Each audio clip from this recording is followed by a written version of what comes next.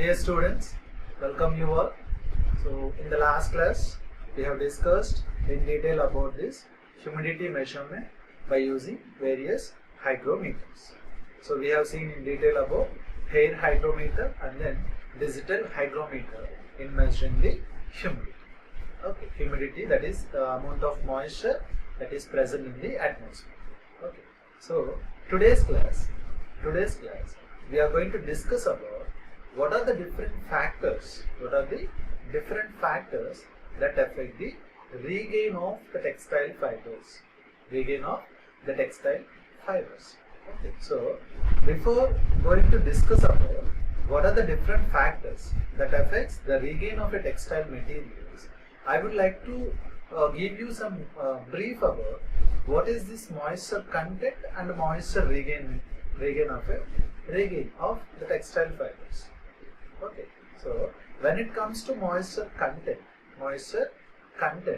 which is nothing but the amount of moisture that is already present in the textile fibers, that is called as moisture content. That is the moisture content of a textile fiber. Okay, so when it comes to moisture regain, the amount of moisture the fiber is capable of absorbing from the atmosphere. The amount of moisture the fiber can able to absorb or regain from the atmosphere. So that is called as moisture regain. Now if you just try to understand today's topic, factors that will affect the regain of a textile fiber. That means, so the fiber is capable of regaining moisture from the atmosphere. So in this process, what are the different factors that will affect So this is our topic. This is our today's topic, and let us discuss this in detail. Okay.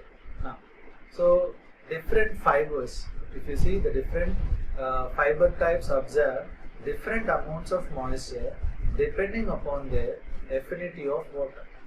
So as we already discussed even in the last class also, so hygroscopic materials, that means the material which is capable enough in absorbing the moisture. So if you take natural fibers, most of the natural fibers are hygroscopic. When it comes to synthetic fibers, they are hydrophobic. That means it won't absorb the moisture. So it is not having affinity towards the moisture.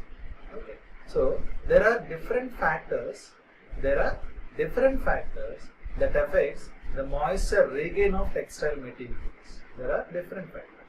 So relative humidity, the first one is, and then time, and then temperature, and finally previous history of the sample. So relative humidity, time, temperature, and previous history of the sample. So these are the four important factors that will affect the regain of a textile fibers. Okay. So now we will discuss in detail about each and every factor in detail. So how this relative humidity will affect the regain, that is ability of moisture absorbing by the fibers. Likewise, each and every factor we will discuss. So the first one, which is relative humidity. So relative humidity is the most important factor that affects the regain of a textile materials. So how it will affect? The higher the relative humidity of the atmosphere, the higher is the regain of textile material which is exposed to it. That means if the amount of moisture present in the atmosphere is more, obviously the fiber is also able to absorb more amount of moisture till its saturation point.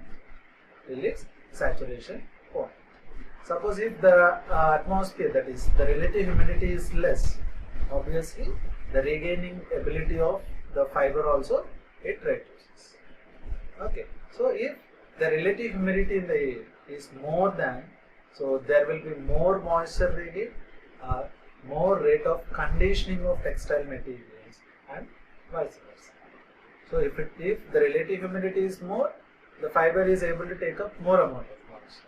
If the relative humidity is less, the ability of fiber to take up moisture also it is reduces.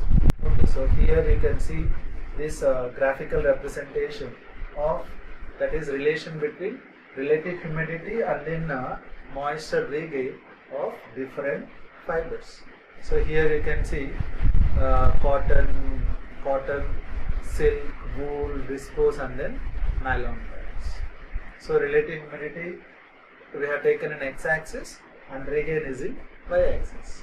Now you see, so if you can carefully observe, so relative humidity, if you take nylon, it is a hydrophobic fiber which is having a moisture regain of around 4%, where even at 100% relative humidity, you can see the regain of these fibers, it's very less. Suppose if you take viscose, it stood highest point, like it is around 40% regain at 100% relative humidity. So and then we have wool, and then silk, and then cotton, acetate, and nylon. So this is very important relationship between regain and then relative humidity. So in case of natural fibers, if you increase the relative humidity, where the regain also it increases slowly up to its saturation point. Once the saturation point reaches, if you keep on increasing the relative humidity, so there won't be further regain in the fiber. But when it comes to synthetic fibers, say for example nylon is given here, even though if you increases the relative humidity, where because of this fiber is not having affinity towards, that much affinity towards water, what will happen? It won't regain much moisture from the atmosphere. Suppose if you take polyester, it won't even crosses 1%. That means what? So where the particular fiber is highly hydrophobic. So hope you understand this relationship. So in case of relative humidity, how it will affect the moisture regain of a textile fiber? If relative humidity is more, in case of natural fibers, it will regain more amount of moisture from the atmosphere. If the relative humidity is less, in case of natural fibers, it will absorb less amount of moisture from the atmosphere. So where this case is completely quite opposite in case of synthetic fibers, where even though if you are increasing the relative humidity, where the fiber is not able to regain much moisture from the atmosphere. So this is what you need to understand from this graphical representation.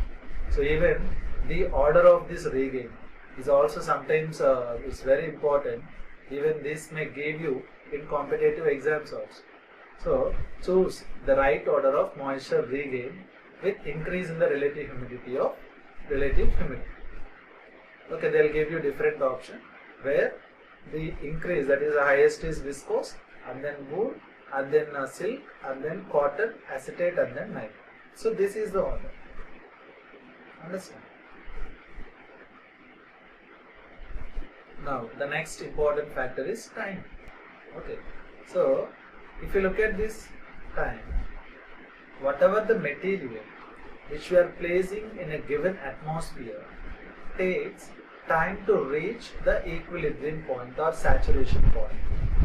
Suppose if you keep the material in the atmosphere and if you take out the material immediately, so do you think you are giving sufficient time for the fiber to absorb the moisture? No, you are not giving. So obviously the time also will affect the moisture regain by a textile fibers. So the rate of conditioning. Before going to that, I will just add one more point. So depending upon how much amount of time we are keeping the textile fiber in the atmosphere, where the regain ability also it varies. So suppose the equilibrium reaches at 1 hour. So you have to keep the material at 1 hour to know the moisture regain. How much amount of moisture regain by the textile fiber. If you remove the fiber after half an hour, what will happen? Do you think maximum regain has been taken? No. Maximum regain has been achieved? Obviously no. Understand? So based on this, the rate of conditioning of yarns, which is depending on several factors, such as the size and form of sample. That is the yarn conditioning, like we are conditioning the yarn samples, okay, where we are putting all the samples in a container, like in a vessel, where we are conditioning all the yarn samples.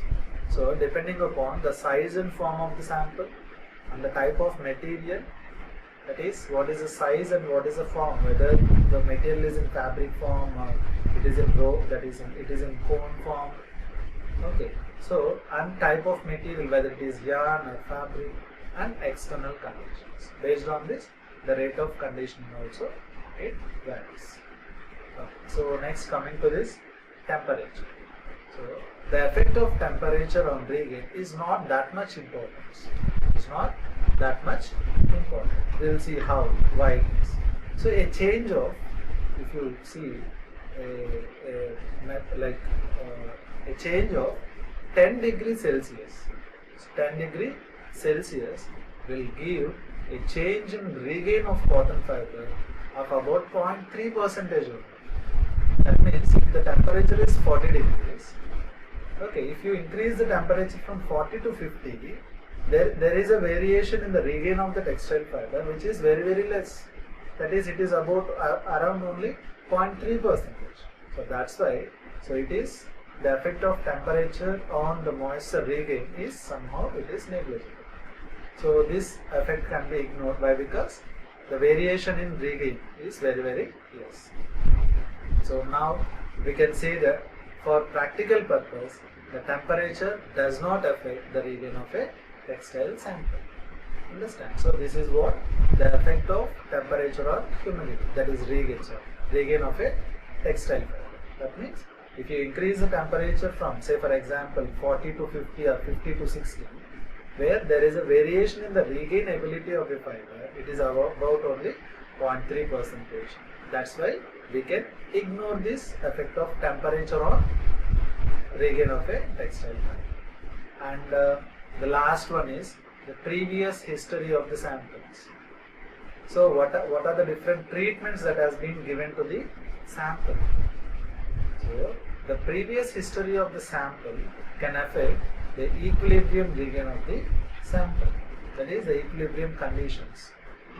Equilibrium regain in the sense the point at which maximum regain achieves. Okay, so processing can also change the regain values, and when oils, waxes and other impurities are removed, then regain may change. In case of if it takes covered fabric or covered fibers, or raw fibers and covered fibers if you compare. So in raw fibers we have waxes, oils and other impurities will be there. So which affects the moisture regain of the fiber. Suppose if you remove all these impurities and if you keep the fibers in the atmosphere and if you measure the regain, obviously the regain ability is high. Why? Because all such impurities are being removed, where the fiber is capable enough to absorb more amount of moisture. Okay, so this is all about the different factors that affect the moisture regain of a textile materials. So hope you understand this class.